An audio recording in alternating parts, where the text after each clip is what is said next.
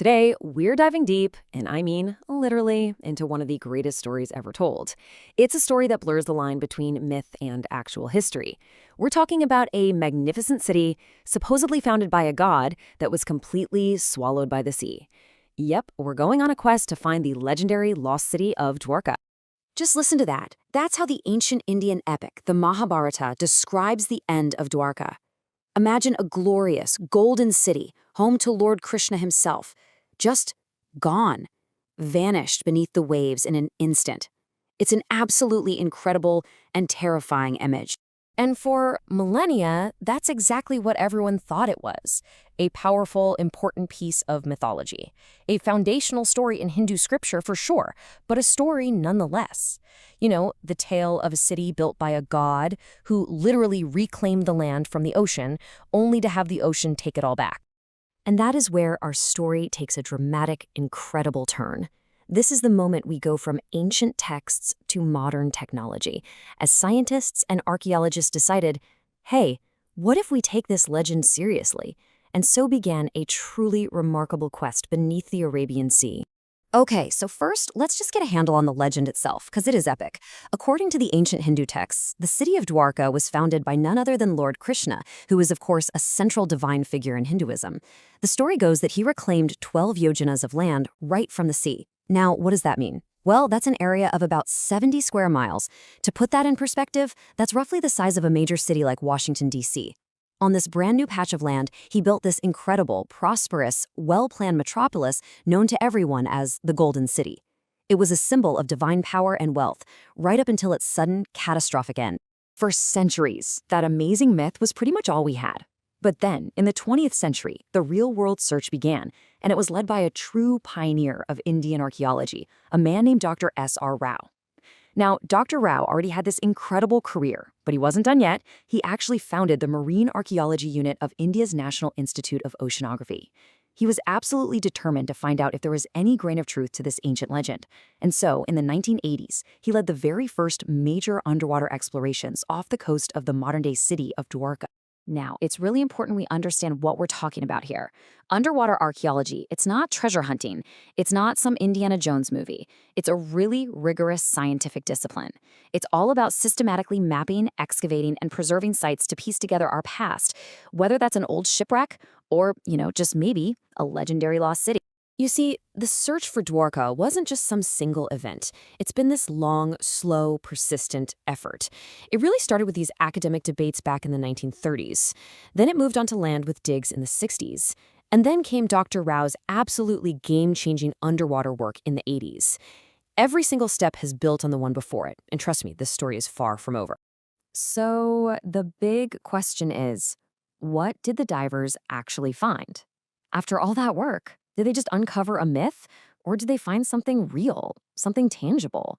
Well, what they found on the seabed off the coast of Gujarat, it was nothing short of astonishing.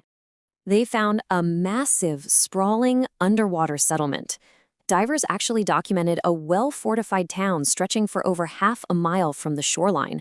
They found huge fort walls and bastions built on these giant boulder foundations, which interestingly lines up perfectly with the legend of land being reclaimed from the sea. They also uncovered these beautifully crafted stone blocks, gateways, and even the remains of what looked like ancient jetties. But, maybe the most telling discovery of all was the incredible number of ancient stone anchors they found just scattered all over the seafloor. Not one or two, they found over 120 of them. And it's the sheer variety and number of these anchors that's so important. The divers found 3 totally different types. These triangular composite anchors, long grapnel anchors, and circular ringstones. Now, finding this many anchors in one place is incredibly rare. It's powerful, powerful evidence that this wasn't just some small village. No, this was a major, bustling port with extensive maritime trade, probably connecting ancient India to the rest of the world. So, this brings us to the great debate. We've got the myth of a grand golden city, and we've got very real physical evidence of a major submerged settlement. But, and this is the million-dollar question, is the settlement proof of the myth? Is this really Lord Krishna's Dwarka? Well, this is where things get really fascinating and really complex. On one hand, Dr. Rao and his team were totally convinced. They argued that the fortifications, the city layout, it all matched the descriptions right out of the Mahabharata. They even found this unique seal made from a conch shell, which they believe was the city's official seal. Plus, a piece of pottery was dated all the way back to around 1700 BCE. But, on the other hand, skeptics have raised some really valid points. The stone anchors. They date across a huge time span, some as recent as the 15th century. That suggests a place that was used for millennia, not a single lost city. There's also this weird lack of pottery, which you'd expect to find everywhere in an ancient city. And the area is known for intense coastal erosion, which could explain the destruction without needing any kind of divine cause. So, which is it? Is it the mythical golden city swallowed by the sea in an instant? Or is it a series of ancient harbors built and rebuilt and used for centuries? Right now, science hasn't given us a final, definitive answer. The evidence can be read in different ways, and you know what? That's exactly what makes Dwarka one of the most compelling and exciting archaeological sites on the entire planet. But the story of Dwarka isn't just about the past. Oh no, it is very, very much alive today. You see, regardless of what the archaeologists are debating, the modern city of Dwarka is one of the most important pilgrimage sites in all of Hinduism. It's one of the Char Dham, the 4 holy abodes that are central to the faith. It draws millions of devotees who come to connect with the very real legend of Lord Krishna. And now, the quest is kicking into high gear again.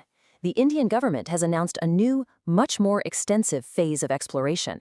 The plan is to bring in the latest modern technology to study areas that have never been examined before, both on land at sites like Beit Dwarka Island and in deeper, totally unexplored zones of the sea. And get this is maybe the coolest part. There are official plans to launch India's very first submarine-based tourism facility right here in Dwarka.